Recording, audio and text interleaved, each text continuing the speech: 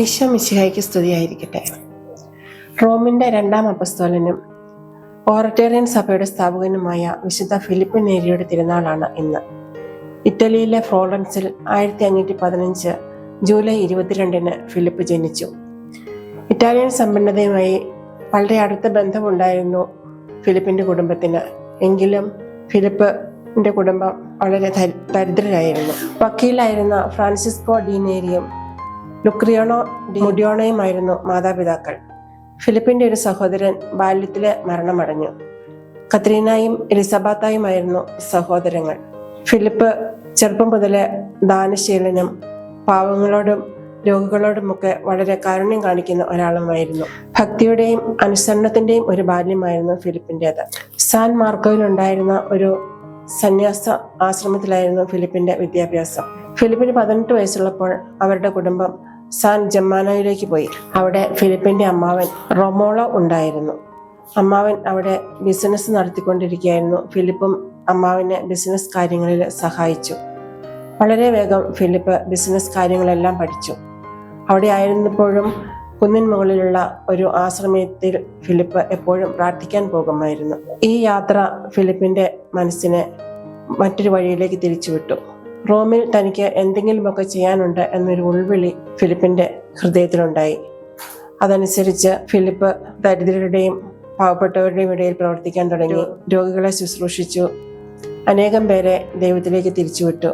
വേശ്യാലയങ്ങളിൽ ചെന്ന് നന്മ പ്രവർത്തികൾ ചെയ്യുകയും അനേകം പേരെ അവരുടെ വേശ്യാവൃത്തിയിൽ നിന്നും ദൈവത്തിന്റെ വഴിയിലേക്ക് തിരിച്ചുവിടുകയും ചെയ്തിരുന്നു. അമ്മാവനും കുടുംബാംഗങ്ങളും ഒന്നും പറഞ്ഞത് കേൾക്കാതെ ഫിലിപ്പ് 1533 റോമിലേക്ക് പോയി. അവിടെ ചെന്ന് ഫിലിപ്പ് അവിടുത്തെ പ്രഭുവിന്റെ മക്കളുടെ അധ്യാപകനായി. 2 വർഷത്തിന് ശേഷം ഫിലിപ്പ് അഗസ്റ്റീനിയൻ സന്യാസിമാരുടെ കീഴിൽ ദൈവശാസ്ത്രവും തത്വശാസ്ത്രവും പഠിച്ചു. ഒടുവിൽ പഠനത്തിൽ മടുപ്പ് തോന്നിയ ഫിലിപ്പ് തന്റെ പുസ്തകങ്ങളെല്ലാം വിറ്റ് കിട്ടിയ പണം ദരിദ്രർക്കും രോഗികൾക്കുമായി ചെലവഴിച്ചു. ഇങ്ങനെ ഫിലിപ്പ് രോഗികൾക്കും ദരിദ്രർക്കുമിടയിൽ പ്രവർത്തിച്ചതുകൊണ്ട് റോമിന്റെ രണ്ടാം അപ്പസ്തോലൻ എന്നുള്ളൊരു നാമം ഫിലിപ്പിന് ലഭിച്ചു. വീടുകൾ കേന്ദ്രീകരിച്ച് ദൈവവചനം പറയുകയും അനേകം പേരെ ദൈവത്തിലേക്ക് അടുപ്പിക്കുകയും ചെയ്തു. ഇങ്ങനെ ഫിലിപ്പിന് റോമിൽ അനേകം അനുയായികളുണ്ടായി. ഈ സമയത്താണ് ജെസ്യൂട്ട് സഭാംഗമായ വിശുദ്ധ ഇഗ്നേഷ്യസ് ലയോളയുമായിട്ട് ഫിലിപ്പ് പരിചയപ്പെടുന്നത്. ഫിലിപ്പിന്റെ അനേകം അനുയായികളും ഈ ജെസ്യൂട്ട് സഭയിൽ അംഗങ്ങളായി.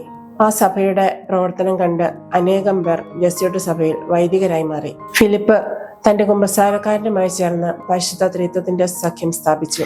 തുടർന്ന് അദ്ദേഹം സുവിശേഷം പ്രസംഗിക്കാൻ തുടങ്ങി. അനേകം ആത്മാക്കളെ ദൈവത്തിലേക്ക് നയിച്ചു. 1550 ഫിലിപ്പ് ഏകാന്തവാസം നയിക്കാനായിട്ട് തീരുമാനിച്ചു.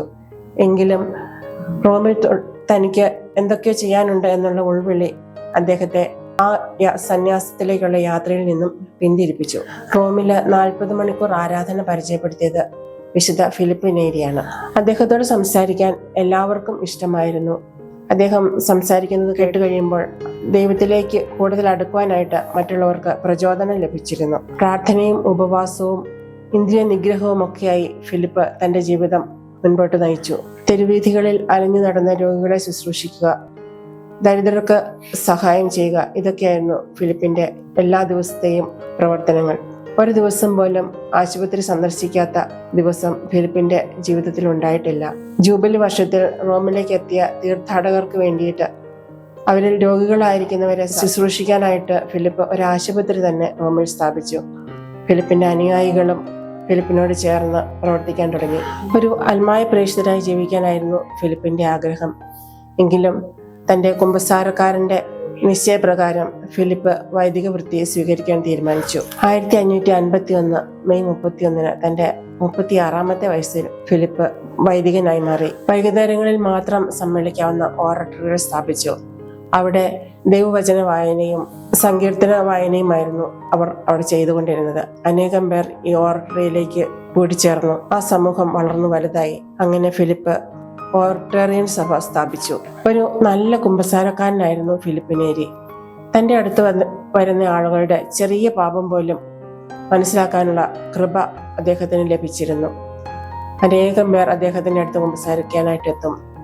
അനേകം പേർ മാനസാന്തരപ്പെട്ട് തിരിച്ചു പോകും. തൊഴിലാളികളെ അദ്ദേഹം കുമ്പസാരിപ്പിക്കുന്നത് അതിരാവിലെ തന്നെ ആയിരുന്നു.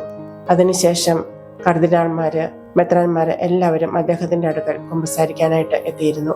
അതുപോലെ തന്നെ ഒരേ സമയം 2 സ്ഥലത്ത് കാണപ്പെടാനുള്ള ഒരു അത്ഭുത വരവും അദ്ദേഹത്തിന് ലഭിച്ചിരുന്നു. അദ്ദേഹം സ്ഥാപിച്ച ഓർട്ടറിയൻ സഭയ്ക്ക് 1575 പോപ്പ് ഗ്രിഗറി മാർപ്പാപ്പ അംഗീകാരം നൽകി. എളിമയായിരുന്നു ഫാദർ ഫിലിപ്പ് നേരിയുടെ മുഖമുദ്ര. ഒരിക്കൽ അദ്ദേഹം ഒരു ആശുപത്രി സന്ദർശിക്കുന്ന സമയത്ത് പരിശുദ്ധ ദൈവമാതാവ് അദ്ദേഹത്തോട് സംസാരിക്കുന്നതായും അദ്ദേഹം അതിന് മറുപടി പറയുന്നതായും മറ്റുള്ളവർ കാണുകയും അത് അവർക്കെല്ലാം ഒരു അത്ഭുതമായി മാറുകയും ചെയ്തു. 1595 മെയ് 27 ഫിലിപ്പ് നേരി തന്റെ നിത്യസമ്മാനത്തിന് യാത്രയായി. 1622 മാർച്ച് 12 ഗ്രിഗറി മാർപ്പാപ്പ അദ്ദേഹത്തെ വിശുദ്ധനായി പ്രഖ്യാപിച്ചു. സന്തോഷവും സമാധാനവും ഹൃദയത്തെ ബലപ്പെടുത്തുന്നു. അതിനാൽ ദൈവത്തെ ശുശ്രൂഷിക്കുന്നവരെല്ലാം എപ്പോഴും ദൈവമാതാവിൽ ആയിരിക്കണം എന്ന ഫിലിപ്പ് നേരിയുടെ വാക്കുകളാകട്ടെ ഇന്നത്തെ നമ്മുടെ ധ്യാനം. വിശുദ്ധ ഫിലിപ്പ് നേരിയോടൊപ്പം നമുക്കും പ്രാർത്ഥിക്കാം. കർത്താവേ, അവിടുത്തെ തൃക്കരം എൻ്റെ മേൽ വെക്കണമേ, അല്ലെങ്കിൽ ഹീനനായ ഈ പാപി അങ്ങയെ വഞ്ചിക്കും.